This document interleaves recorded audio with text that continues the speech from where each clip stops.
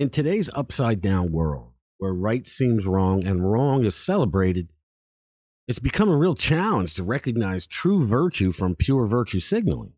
Case in point, how many leftist Democrats did we see showing solidarity with Hamas terrorists for what they did to the people of Israel over the weekend?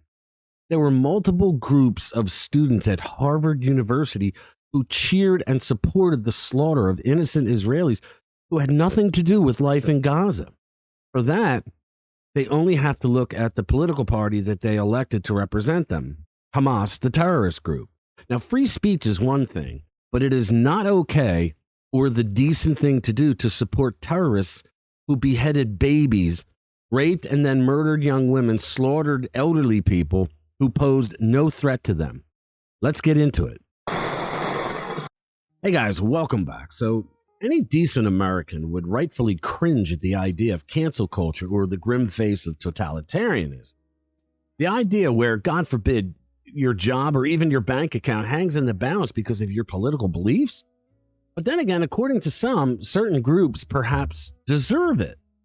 Isn't that fascinating?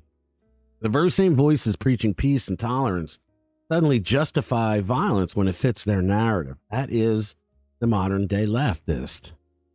These are people who lie about MAGA Republicans being violent and that violence on anyone is wrong, unless they deserve it.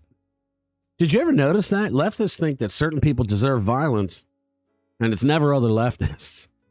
Ring any bells from the BLM riots of 2020? BLM and all the splinter groups in media and academia told us that white America is systemically racist, and therefore, America, white people specifically, deserved the riots. Look, the beauty of a free society is that one can be as offensive as they please without the shadow of the law looming over them. But isn't it fascinating? Once you start limiting free speech, it's a never-ending journey down a rabbit hole. Yet today's main point isn't about that. No, we're going deeper into a quandary. This past weekend, images, stark and brutal, flooded our screens. Hamas, far from the freedom fighters some like to portray them as, showing their true colors. And guess who seemed to have their back? A faction within our very own Democratic Party. You see, Democrats from bustling cities to the hallowed halls of institutions like Harvard seem to be echoing a rather troubling sentiment. Are they simply expressing their First Amendment rights, or is this an open endorsement of unspeakable violence because they were Jews and because they deserved it? Familiar names pop up, don't they? Ilhan Omar, Rashida Tlaib, Alexandria Ocasio-Cortez. They're often in the spotlight, and sometimes for reasons that make you wonder whose side are they really on. Now, it's perfectly all right to have your issues with Israel, but reveling in violence against the innocent, there's a word for that. It's called barbarism. A chorus among certain Democrats seems to be suggesting that victims had it coming. But did they? Even Bernie Sanders got into that act, saying that Israel should not hit back with equal force. Israel left Gaza in 2005. In 2007, the people of Gaza elected their government, and they elected the terrorist group Hamas.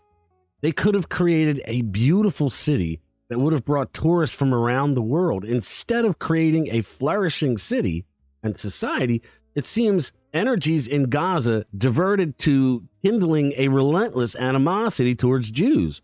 And who's to blame? Perhaps those who elected a party more concerned with vendettas than with the welfare of its own people? To cheer for the loss of innocent lives, that's not just a difference of opinion. That's a departure from humanity. And if cancel culture has any real merit, perhaps it's high time we reconsider who truly deserves it, the proverbial axe from society. In the face of such darkness, guys, let's not lose our way. All right, make sure you subscribe to our channel, share our videos with like-minded friends. Stay informed, stay vigilant. Always remember to read between the lines and the lies. Thanks for watching this video. I'll see you in the next one. How did we end up here in the corner, looking like enemies? We used to be the team people talk about, what a chemistry. I can see it in your eyes. You don't want to talk anymore. I want to get so numb, what we enemies?